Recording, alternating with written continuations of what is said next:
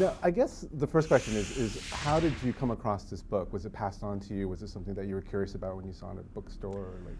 Ben Mesrick sent out, Ben Mesrick is an American novelist, most famous for writing the book Bringing Down the House, on which the movie 21 was based.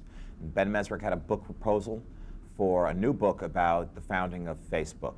He sent out this, his publisher sent out this book proposal in order to sell the movie rights at the same time that the publishing rights were being secured. I was given by Scott Rudin, our producer, a 14-page book proposal. He was asking me if I wanted to adapt it into a movie, and by page 3, I called my agent and said, I want to do this. It's the fastest I've ever said yes to anything. And that's how I came on the material. And this was an unusual circumstance where I began writing the screenplay before the book was finished. So it was a great opportunity for Ben Mesrick and I to trade information, share research, that kind of thing. I guess we also have to clarify that this actually is this book approved by the real people that you're writing about or talking about? No, this is an unauthorized. Ben's book is unauthorized, and our movie is unauthorized. I spoke to a number of the real characters who were involved with the movie, but because I was speaking to them on the condition of anonymity, I can't tell you who or what they told me.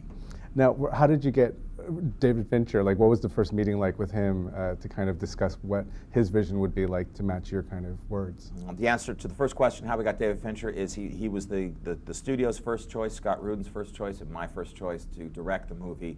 You never get your first choice, but we sent him the script on a Friday morning, and by Friday afternoon he had called to say, I'm directing this movie. So we jumped for joy, and you know, it's interesting because what David is known for is that he's peerless when it comes to being a visual director.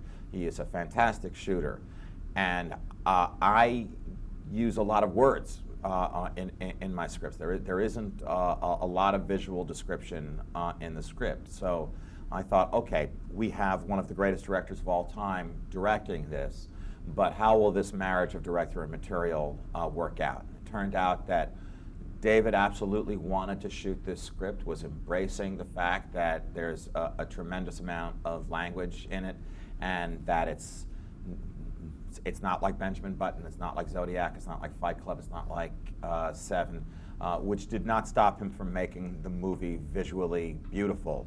But he's also embraced the language, the performances from the actors. Excuse me.